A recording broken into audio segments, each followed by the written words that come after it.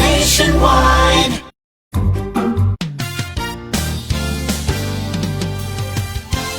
Radyo natin. Di ka na mahuhuli sa balita. Di ka na maiiwan kung ano ang mga pinakabagong pangyayari. Saan mang bahagi ng Pilipinas nangyayari ang mga balita. Lahat kuha, lahat hagip. Mga balita, komentaryo. Iisang programang dapat tutukan at pakinggan. Radyo natin Nationwide. Kasama ang pinagkakatiwalaan. Angelo Palmones. Radyo natin Nationwide. Webes na tayo ngayon. 5 na ng Setyembre 2024. 17.2 million pesos na laga ng tanim na palay sa Gimba na pinsala dahil sa bagyong Enteng. Nako, 75% pala dito. Aanihin na ngayong Setyembre sana. Detalye na balita mula sa 105.3 Radyo natin Gimba mula kay Army Caranza. Army, good morning. Yes, good morning, Sir Angel, at sa lahat ng ating listeners nationwide. Tinatayang aabot sa 17,266,514 pesos ang halaga ng napinsalang tanim na palay ng mga magsasaka dito sa bayan ng Gimba.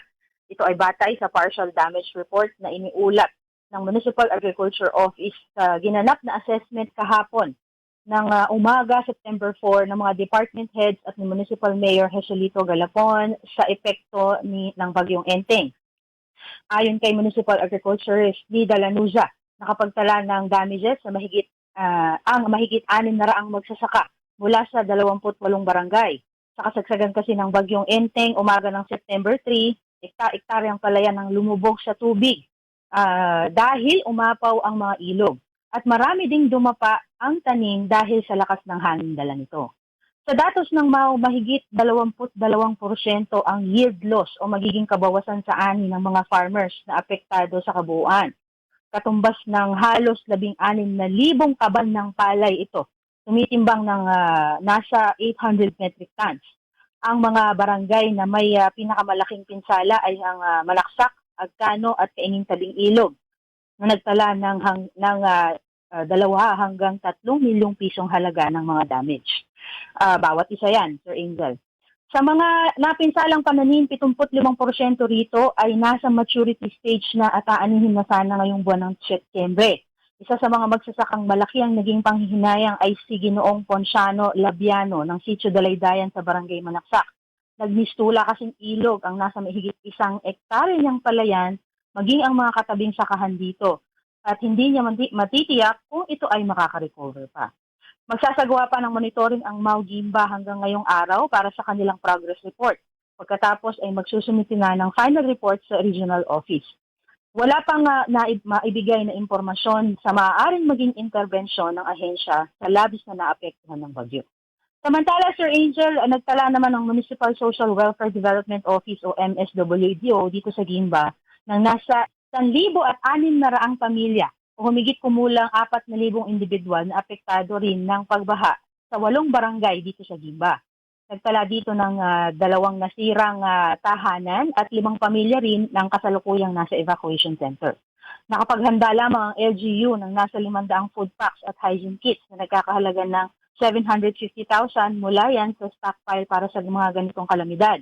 Naipamahagi na kahapon ang 313 dito sa isinagawang relief operations sa 4 na barangay.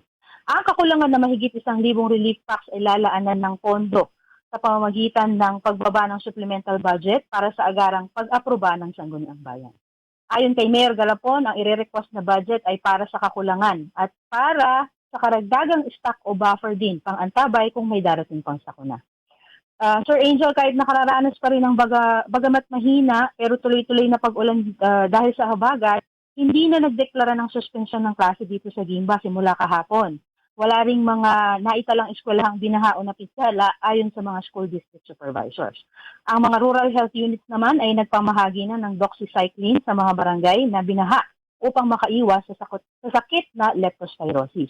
Sa buong Nueva Ecija, ang class suspension ay ipinaubaya na ng provincial government sa mga LGUs. At ngayong araw, September 5, nagdeklara na walang klase sa 11 bayan ng Santa Rosa, Licab, Quezon, Zaragoza, San Leonardo, Cabiao, Jaén, San Isidro, Peñaranda, Talugtog at Nampicuan.